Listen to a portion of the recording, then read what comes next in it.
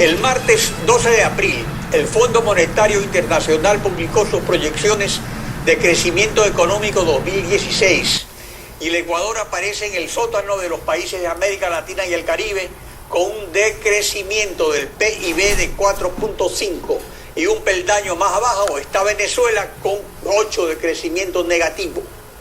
En primer puesto se encuentra la dolarizada economía panameña, con el crecimiento del 6.1% entre 23 países de América Latina y el Caribe. Está con nosotros Guillermo Lazo. Buenos días, bienvenido a Contacto Directo. Muy buenos días, Alfredo, gracias por la invitación y a sus órdenes.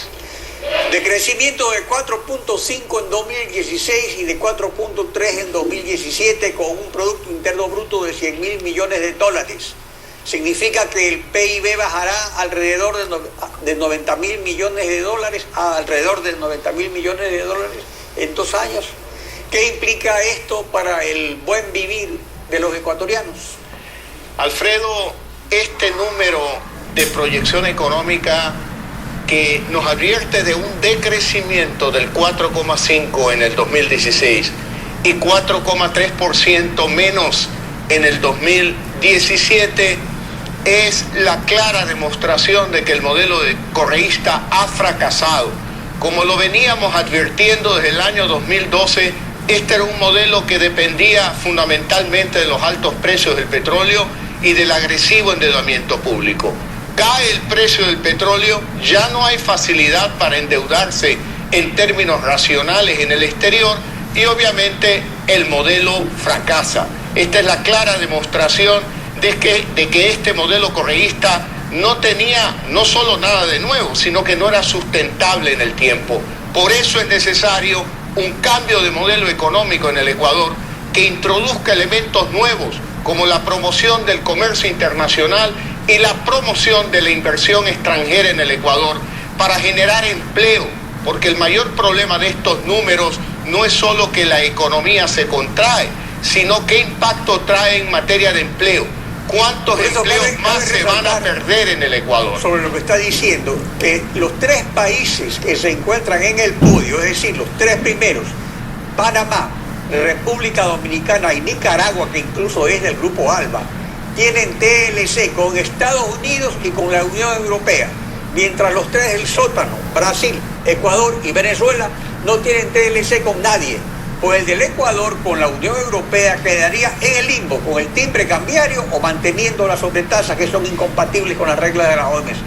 Se vuelve urgente entonces para el Ecuador acuerdos de preferencias comerciales recíprocas o TLC con Estados Unidos, la Unión Europea. Es urgente un cambio de modelo económico, pero ya hemos visto la actitud del presidente saliente, su típica actitud de prepotencia, su necedad de no querer reconocer sus errores. Por eso es necesario un cambio político en el Ecuador, porque sin duda alguna el Ecuador tiene salida aún sin petróleo, pero sin el correísmo, porque usted lo ha señalado, es necesaria una economía moderna, abierta al mundo, como lo hemos dicho desde hace más de 5 años atrás, con acuerdos de comercio y con un país con seguridad jurídica, con estabilidad tributaria, que genere confianza y atraiga capitales extranjeros al Ecuador para poder generar empleo. Ahí hay otra demostración más. El Salvador, Panamá, países dolarizados con gran crecimiento económico para el 2016. Esa es la clara demostración de que no es verdad que la dolarización es un obstáculo para el crecimiento. Todo lo contrario, es una oportunidad para quienes sabemos hacer las cosas y es un obstáculo para aquellos a los que les dicen economistas de apodo, Alfredo. Ese es el problema ahora, que el modelo económico se quedó, digamos, sin viabilidad por la falta de los petrodólares, pero resulta que se está insistiendo en mantenerlos. ¿Y qué resulta? Que a la exigencia ciudadana de que el Estado reduzca su tamaño porque desaparecieron los petrodólares, se ha respondido con 3 reformas tributarias urgentes y sobre tasas arancelarias a materias primas y bienes de capital en estos 2 últimos años. Pero, ¿qué ocurre? Mientras se transmite el alza al ICE, usted se fue a Estados Unidos, Jaime Nebot está de vacaciones en Europa, y el proyecto urgente avanza a paso de ganso en la Asamblea. Entonces, ¿cuál es la alternativa que hay para la ciudadanía?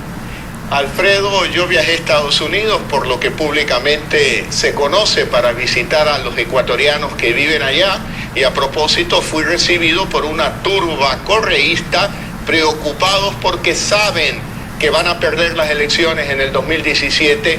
Ellos saben quién las van a ganar y por eso llegaron con agresión, con violencia. Fuimos protegidos por la policía y he regresado de inmediato para poder enfrentar esta situación de las malas proyecciones económicas para el Ecuador. Nosotros estaremos del lado de la familia ecuatoriana, en contra de los correazos tributarios. Como lo dice Patricio Donoso, para salir del hueco hay que dejar de socavar ese hueco, y la manera de socavarlo es con estos correazos tributarios. Lo que necesitamos es empleo, trabajo fijo para los ecuatorianos, no más impuestos, pero para aquello se requiere un cambio político para poder cambiar el modelo económico del Ecuador, que introduzca estos dos elementos de comercio y de inversión.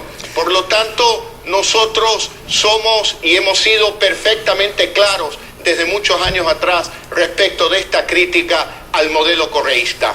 Ahora, después de esta publicación del Fondo Monetario Internacional, está claro que la bomba de tiempo de la economía no le va a estallar al próximo presidente, sino que puede explotar antes.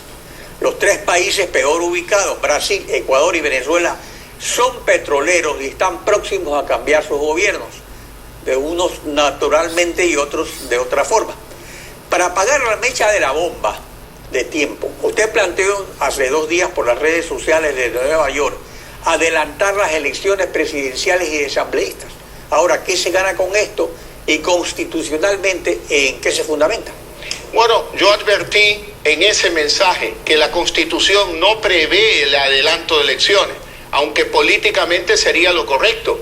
¿Por qué? Porque está demostrado la incapacidad, la necedad y la prepotencia de no reconocer que el Ecuador ya vive una crisis.